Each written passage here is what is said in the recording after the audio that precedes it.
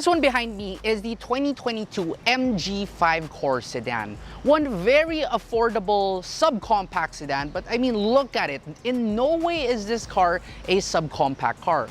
This is actually the largest car in the B segment, and it is quite closer to a compact sedan in terms of size. Look at this car from the front. You get a couple of chrome bits on it, looks rather premium.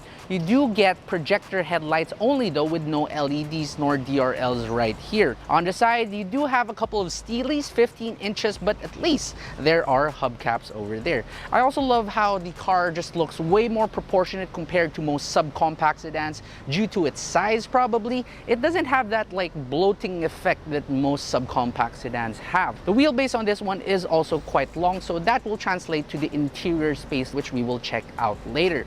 One interesting thing here is that if you take a look, there is this rear quarter panel. Well, I'm going to show you this and why it is interesting later on in the interior, so stay tuned for that. While the front and the sides of the MG5, they look large but not particularly stylish. But once you get to the back, it has this very sleek trunk look of a lot of premium sedans. For example, you have massive tail lamps, you even have this nice silver trim piece right here, and not too much badging on it. So there's just a Brit Dynamics badge and an MG5 badge. Once you do open up this trunk, you have this class-leading 512 liters of space, but despite that, you only get a temporary spare tire. You can also fold down those rear seats. Unfortunately, they don't fold down 60/40, so if you just want one side to fold it down, well, you can't do that. You have to fold down the entire rear bench. And powering the MG5 is a 1.5 liter naturally aspirated gasoline engine making 114 horsepower and 150 Newton meters of torque, mated to a CVT transmission.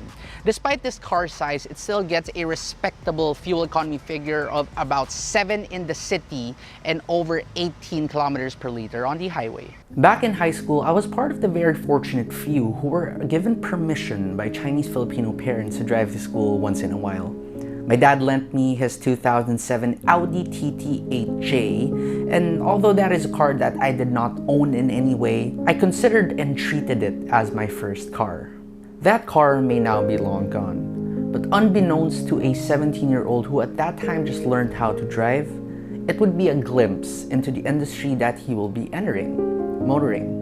I drive a much simpler car now, a 2016 Toyota Fortuner. Now I realize that motoring is not just about the driving experience, but also about making sure every drive goes as planned with well-maintained cars. How about you? What's your best memories of driving? Comment down below and you might be part of the 10 lucky winners of exciting prizes from our friends over at Motul Asia Pacific. We got a couple of reusable face masks, some lanyards, 3 metal cups, stickers, and also 1 Nissan GTR Nismo Lego set. Be sure to include #MotelMemories for your entries to be accepted. Since one of the main advantages of the MG5 is its size, we gotta check out the interior. And first we check the door. Sounds pretty okay, not bad. Inside here, you will really notice how much more space you get compared to most of its competitors. But materials-wise, it's about the same as those. So you get a lot of hard-touch plastic all around the interior, your seats are fabric, and even your steering wheel is not wrapped in leather. And also, there are a lot of blank buttons on it. Your instrument cluster is also just analog, but at least it is quite easy to read, and there is still a center screen for your trip computer. Towards the center of everything, though, is a massive 10-inch touchscreen with Apple CarPlay and Android Auto, and also a reverse cam. However, one caveat for that is that you don't get a USB port right there, so there is this USB dongle that sticks out from the glove box, and well, that is the only way you can use Apple CarPlay and Android Auto. Not a deal breaker, that is totally fine. You get a basic AC setup right here, which is quite easy to use. And finally, the seats. I quite love them because the seats, they are pretty well padded, the thigh support is great, and even the bolsterings are great. Unfortunately, you can't lift them up or put them down. But still, finding your perfect driving position, it's about okay. The only thing that I would wish for is a telescoping steering wheel, because as it is, it only tilts. As for features though, you do get that aforementioned reverse camera, you get ABS with EBD, stability control, 2 airbags, front airbags only, and also 4 speakers. And once again, in relation to that size, you're gonna expect a very big room at the second row. So let's check it out. But first, the door as well. That sounds pretty good. Back here, you get huge space. I mean, the legroom right here is just big. The headroom is also good, but unfortunately, there is like zero toys back here. There's no center armrest, there are no rear air vents, and there's no charging ports. You do, however, get a tiny bottle holder on the side though, but yeah, again, no map pockets either. However, seating 3 people here is actually doable because it does feel quite wide. Headroom is also still pretty good, even though you sit a little bit high, and the transmission tunnel isn't too high nor wide either. But one thing I absolutely don't understand about the MG5 is that if you look at the car from the outside, your C-pillar has a quarter window. But for some amazingly odd reason, they didn't give you that window to look out of from the inside. So this pillar is just a pillar. I don't know. So now we drive the MG5 Core Automatic, and the MG5 is really tuned to be a very comfort-oriented car. Being the biggest car in its class with the best wheelbase, also with the longest wheelbase, it really lives up to it being comfortable. Because here inside the cabin, you barely feel the bumps, you barely feel the potholes, and it is also reasonably quiet in here as long as you're going below 70 or 80 kilometers per hour. Take it above maybe like 100 more or less, and yes, you will hear a little bit of tire noise, but nothing that will really upset you in a long drive. Wind noise is also well subdued. Vibrations wise, there's also not much that transmits into the cabin even when you're idling, so in terms of engine smoothness, it is not bad.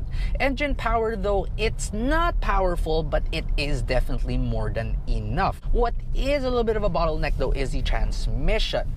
I do prefer the CVT transmission in the MG5 compared to what MG uses in their other cars because it's not as jerky. But although the CVT doesn't really rubber band too much, it has this weird delay when you want to accelerate. So if you put your foot down into the throttle pedal, there is about a half-second delay before the transmission and also the throttle realizes that you really want to go forward fast. But again, once you are already on the move, it doesn't really struggle bringing about all the weight of this vehicle. In line with that comfort-oriented nature as well, you can't expect, or rather you should not expect, to push this car over corners and not feel a lot of roll because, again, the suspension is tuned to be just very comfortable, so it is not stiff at all. So just drive this car at a leisurely pace and you will be very happy. Speaking of that leisurely pace, this car is one of the few cars in its class at this price point to actually get cruise control, so that is definitely an added benefit right there. Also, the MG5 does come with an electrically power-assisted steering system, which means it is incredibly light and perfect for your in-town trips. However, there is not that much feedback and it is not the most direct steering system out there. The MG5 in this Core automatic transmission trim may not be the most well-equipped car out there. You might not get alloy rims, you might not get a leather interior, but at a price point of only 868,000 pesos, you get so much car for that relatively small amount of money, and you still get so much space in this car, so much comforts, and also pretty decent fuel economy. So if you're looking for a rather big sedan, a compact, or even closer to a mid-size sedan for the budget of a subcompact car, then you should definitely consider getting one of these MG5 in the Core automatic transmission trim.